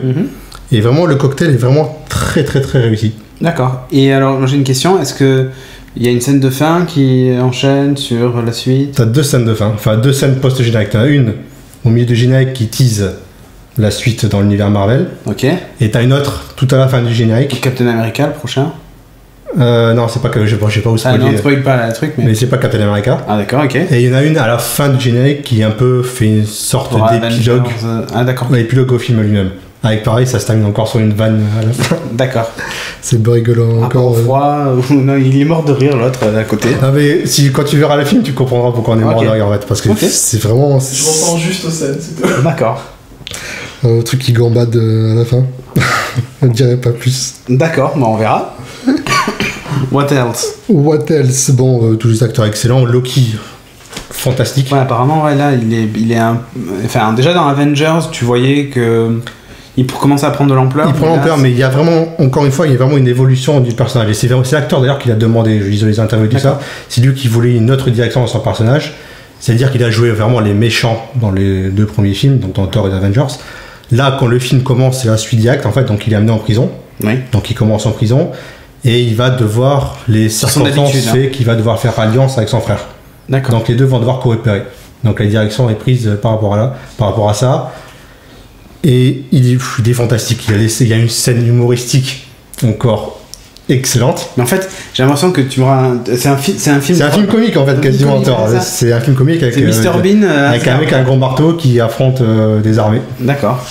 Il est ça. Il a toujours le côté un petit peu fou. Ouais. Et il joue tout le temps sur la corde raide entre le bien et le mal. Et franchement, Tom Hiddleston est fantastique dedans. D'accord, ok. Donc là-dessus, c'est encore une fois une réussite. Maintenant, les trucs que j'ai pas aimé, globalement, j'ai trouvé la trame du film un petit peu confuse. D'accord. C'est-à-dire, bon, ils ont recours. Bon, je vais résumer l'histoire du film rapidement. En fait, ça tourne autour des elfes noirs, qui est une race qui vivait avant la création de l'univers dans les ténèbres. Et en fait, l'univers est arrivé avec la lumière. Et bon, ça leur a pas plu, ils veulent détruire la lumière pour ramener les ténèbres. Ok, je peux la savoir. Bon, donc au niveau motivation, je m'attendais quand même un truc un petit peu plus cherché que ça, que on veut ramener les ténèbres. Ouais. On veut éteindre la lumière, quoi. C'est ça, ouais. Tu sais, des fois, le matin, mon fils, il fait éteins la lumière. Ouais, ça pique un peu les yeux. C'est ça, en fait, c'est ça leur problème. En fait, ils sont pas du matin, les elfes. C'est vraiment pour ça. Donc, ouais, une motivation un petit peu vaseuse de ce côté-là. Ouais. Le leader des elfes qui s'appelle Malekith et qui est incarné par Christopher Eccleston, qui est aussi connu pour avoir incarné le 9e Docteur. Ouais. C'est ça, ouais. Donc, c'est aussi un des trucs que j'attendais le plus dans le film. Et malheureusement, il n'est pas. Il Sonic, quoi. Il n'y a pas tant de Sonic, il n'y avait pas de Tardis. J'imagine le Tardis qui débarquerait dans Thor. Bon, en fait, il est caché, hein. Tu l'as pas fait gaffe. Il n'y a pas une scène à Londres où on voit une cabine, non? Non. Malheureusement, non. T'imagines, et il sort de la cabine. Il y a une scène à Londres. D'accord. Ouais, il y a beaucoup de... majorité du film se déroule à Londres. Enfin, quand c'est sur Terre, ça se déroule à Londres, en fait. D'accord. Et donc, oui, Malekith, c'est vraiment en retrait. Il n'a pas beaucoup de scènes. Ok. Et franchement, ouais, comme ses motivations ne dépassent pas on veut ramener Ténèbres, quoi. C'est déjà bien. Ouais, mais par rapport... Ce qui était bien dans le premier Thor, c'était vraiment l'intrigue familiale entre Loki, entre son frère, entre Odin. Et ça crée vraiment une dimension personnelle au truc. Et ça apporte vraiment une touche au film. Alors que là, on a vraiment le classique du méchant qui veut tuer tout le monde et tout péter, quoi. Donc, moi, ça m'a déçu. Mais c'était drôle. C'était vraiment très. Ce qu'on retient, c'est que l'histoire était un peu décevante, mais c'est drôle. C'est vraiment très drôle. Ça m'a vraiment surpris, en fait. Je m'attendais. Parce que bon, le film s'appelle quand même Le Monde des Ténèbres. Je m'attendais quand même à un truc assez sombre. Et en fait, c'est le monde du rire, quoi. C'est ça, ouais. C'est vraiment hyper drôle. Ok. Donc, évidemment, tu conseilles d'aller le voir. La 3D apporte quelque chose ou pas? Je l'ai pas vu en 3D. D'ailleurs, là, aujourd'hui, j'ai vu à LGC Bordeaux qui passait pas le film en 3D. C'est le premier film Marvel qui passe pas en 3D. J'ai été assez surpris. D'accord. Ça. Bon. Après... Bon, c'est pas plus mal, hein, parce que les 3D films Marvel pour l'instant, c'était pas terrible. Hein. Non, moi je me souviens d'Avengers où le film était pas assez lumineux et j'ai l'impression qu'il faisait nuit. Ouais, c'est ça, t'as un voile sombre sur les yeux, c'est assez énervant. Non. C'est pas grave, exactement, c'est pas Gravity où tu oublies d'esquiver des trucs qui t'arrivent dessus, quoi. Là, c'était bien. Ok, bah écoute, merci beaucoup. Donc, Thor, Le Monde des Ténèbres. Je recommande à fond. Et très bon film. Vous allez vous faire pipi dessus. Alors, buvez pas trop de coca pendant la séance. De rire, ouais. Voilà, c'est ça le truc. Ok, bah on enchaîne avec la suite.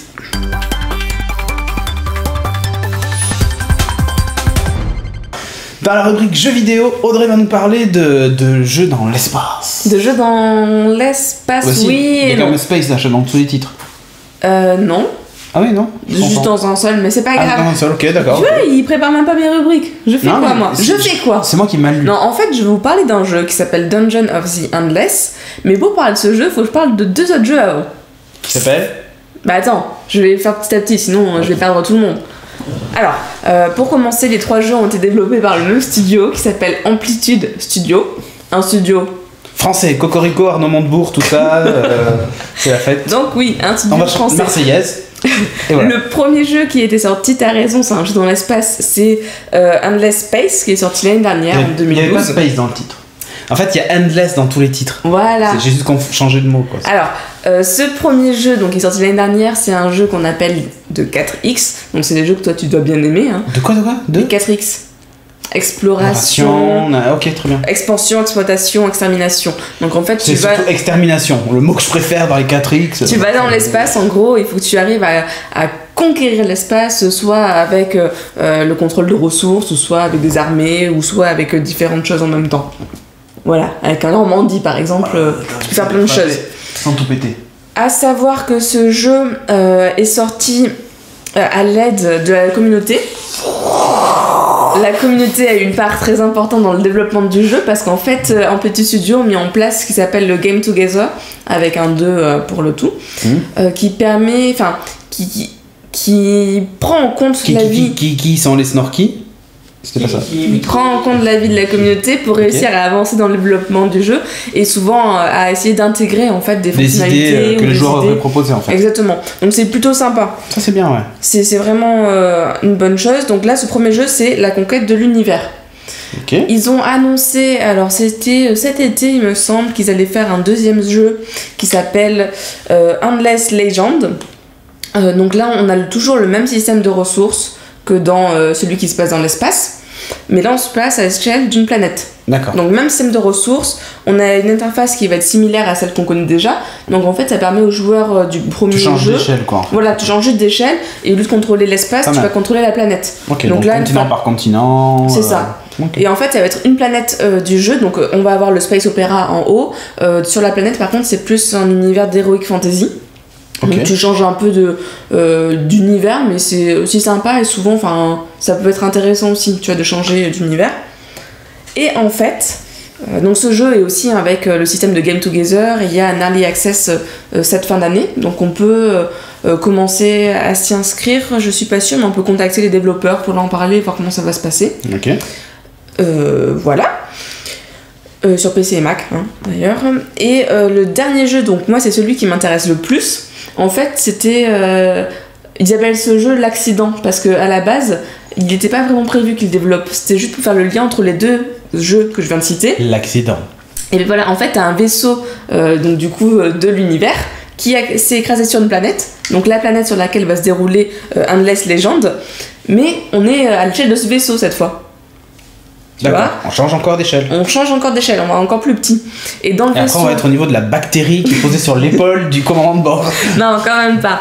Alors, dans ce jeu, au niveau du vaisseau, on va avoir une vue de dessus en 2D, design un peu futuriste, pas du tout, un peu rétro. Okay. Alors que la chaîne de la planète, c'est quelque chose de plus léché, de plus... Enfin, c'est de la 3D... Comme, ouais, je vois ce que tu veux dire. Ouais, la 3D avec des hexagones, ça ressemble beaucoup au jeu de cartes Magic, par exemple. Ok. Je pense à ce genre d'univers. Là, on va se retrouver dans un espace déjà plus restreint à cause du vaisseau. Et en plus, on va voir de dessus plein de pièces. Donc, c'est un rogue. Enfin, c'est un jeu de...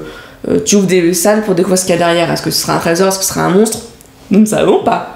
La suite au prochain épisode. Donc, en gros, l'histoire. Ton vaisseau se crache. Il se crache ou il va se cracher? Il y a un accident? Non, il est crashé sur la planète. Oh, déjà. Ouais, donc le principe du jeu, c'est que tu dois protéger la pièce où il y a ton générateur à tout prix.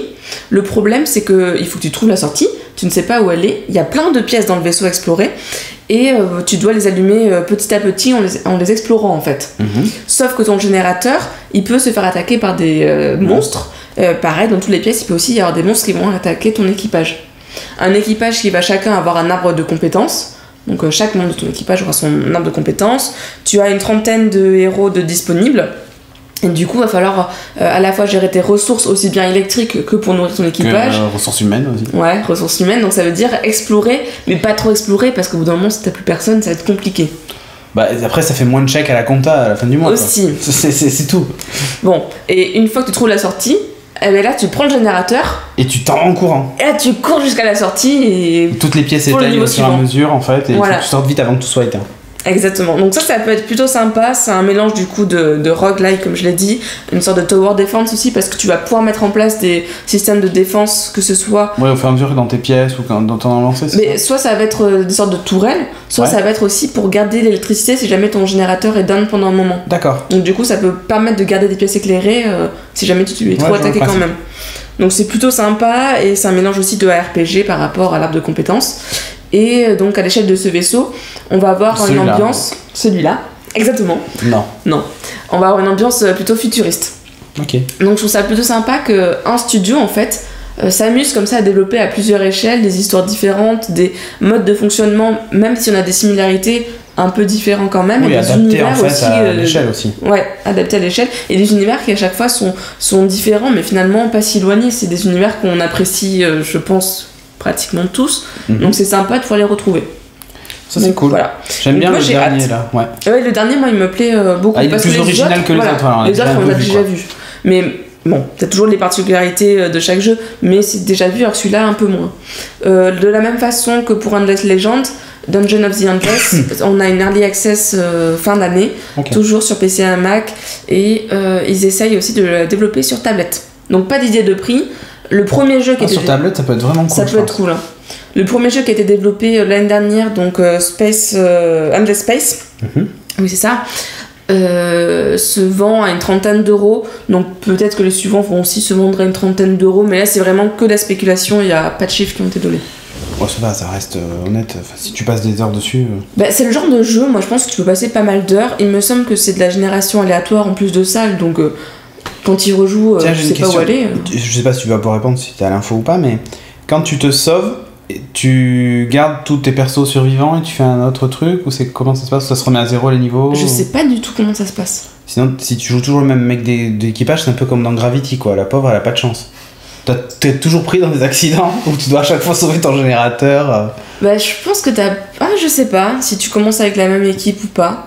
Ouais, mais après, il n'y a peut-être pas non plus d'histoire générale, c'est à chaque fois juste les niveaux, il n'y a pas... Bah, c'est vraiment fuir, hein, c'est vraiment... Ouais, voilà, donc ouais, je pense qu'il doit pas y avoir, ça doit pas aller donc c'est possible, je sais qu'il y a un mode coop par contre qui est pensé, qui va peut-être se faire, enfin, en fait c'est comme ils font leur truc Game Together, t'as toujours plein d'idées, et après ils vont aussi en développer le plus possible, et dans l'ordre de la communauté, quoi, donc c'est le genre de jeu où vous pouvez participer, donner votre avis, et être entendu, donc c'est plutôt sympa.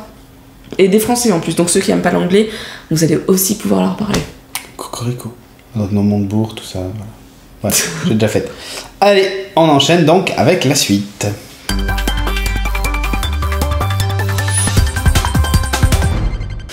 On arrive au bout de l'émission et donc on a plein de choses à vous annoncer. Ou pas. T'as des choses à dire? Non, si, les autocollants, on nous pose 1000 fois la question, on y travaille. Hein, Timothée? Il y travaille, là, il est en train de travailler dans la cave, hein. C'est pour ça que vous l'entendez pas très bien, il est loin. On le fouette. Non, comme on a expliqué, on a eu un petit souci et donc on est en train de régler ça. Si j'avais un truc à dire, j'ai oublié, donc c'est parfait. Tu as rien d'autre? Je crois qu'on est arrivé au bout, hein. C'était cool. Ouais, c'était une bonne émission. Ouais, tu trouves? Ouais, c'est le mec il s'auto-congratule, c'est bien. Une bonne émission, je trouve. Les chevilles vont bien et tout, c'est bien. Ça c'est bien, écoute, tant mieux. Si, qu'est-ce que je voulais dire? Si j'avais un truc à dire hyper important et j'ai oublié. Donc je pense que ça devait pas être si important que ça. Ça vous est déjà arrivé d'oublier un truc comme ça là Tout le temps. Tout le temps, ouais, tout le temps, toi aussi. Vous les gens qui nous regardez, laissez un commentaire, ça vous arrive d'oublier ce truc nul. Ok, et bien écoutez, on vous dit merci d'avoir suivi cet épisode numéro 159. Ouais. Bientôt 160, waouh. Ça fait du chemin quand même. En attendant, laissez-nous des commentaires sur geeking.fr. N'hésitez pas, allez-y, commentez. C'est vrai qu'il y avait un moment qu'on n'a pas, ça bouge pas trop là hein, sur les commentaires. On n'est pas assez polémique, je pense. On doit pas faire agir les gens. Il faut qu'on taille on va tailler un peu plus. Ouais. Ça reste les ennemis. Non, on fait que ça de toute façon. Nous, on est spécialistes de se faire des ennemis. Hein. Donc ce soir, il n'y avait pas de caméraman. Donc si l'émission est à moitié floue, bon ben, faut lui dire merci. Non. On n'avait pas de caméraman, de vrai caméraman. Professionnel. La première partie pour la deuxième. Ouais, c'est ça, d'accord. je mettrai le nom des coupables au générique. Donc vous allez voir, on va défiler. Voilà, le son est bien. Le son est bien là, ça va bon. Le bon casque et tout. Ok. C'est bon, je m'entends pas. C'est bon, t'entends pas. Parfait. Bref, c'est tout. C'est une conclusion, on n'a rien à dire. Donc c'est très bien. Si, bon. Peut-être on sera au Toulouse Game Show, je sais pas, on va voir. Si on arrive à avoir des accréditations, a priori c'est quand même pas gagné. Donc si on y est, on vous le dira et vous n'hésitez surtout pas à venir nous voir. Laissez-nous des retours aussi sur le YouTube de KZTV, on va lire les commentaires et tout machin. Ah si, ça y est, je me souviens. Bien, ça y est. Je pense à KZTV machin. J'ai découvert un truc sur ADN qui s'appelle Shangri-La. Vous connaissez ou pas? Un truc post-apo avec des histoires de vente de carbone, machin, avec animé. Ah ouais. Et je suis tombé amoureux de cet animé. Mais vraiment, j'ai regardé le premier épisode et j'ai trouvé ça génial avec une gamine. Enfin, c'est vraiment top. Et donc, je sais pas si vous suivez ce non, je connais pas du tout. Ouais. Shangri-La. Ça m'intrigue le côté post-apo. Et alors, c'est complètement. Ça fait un peu Mad Max parce qu'elle se bat avec un boomerang en métal, tu sais, qu'elle lance. Tous les trucs qui sont inspirés de Mad Max. Voilà. Et il y a une femme qui a l'air d'être un travelot. Enfin, elle a une voix d'homme, hein, donc je pense que ça doit être un travelot, mais qui elle se bat avec un fouet et tout, machin. Ah, tu connais Timo? Tu vois à peu près? Et ben, je trouve ça top. Enfin, l'histoire en tout cas me plaît vachement et j'ai hâte de découvrir la suite. Donc voilà. Bref, c'était un petit truc au passage. Un coup d'œil, je pense. Ouais. Shangri-La, je trouve ça génial. Je pense que j'en parlerai même d'ailleurs dans un prochain épisode parce que c'est vraiment top. Coup de cœur complet de la semaine là. J'ai découvert ça, j'ai adoré. Ah oui, vraiment. Ouais, et même c'est vraiment très joli et tout donc. Et l'histoire me plaît vraiment, donc c'est assez rare pour le souligner. C'est sorti en entier je sais pas du tout de quand ça date, ni rien du tout. J'ai juste vu que c'était disponible sur ADN depuis qu'on a eu l'accès, Timo. Ouais. Et en fait, c'est vraiment quand j'ai vu le visuel et tout, j'ai dit ah ça il faut que je regarde. Et j'ai cliqué dessus et je suis tombé amoureux du truc, j'ai regardé le trailer et je dis c'est trop beau quoi. Ils ont pas mal de vieilles licences. Enfin, de vieilles licences. D'animés un peu anciens.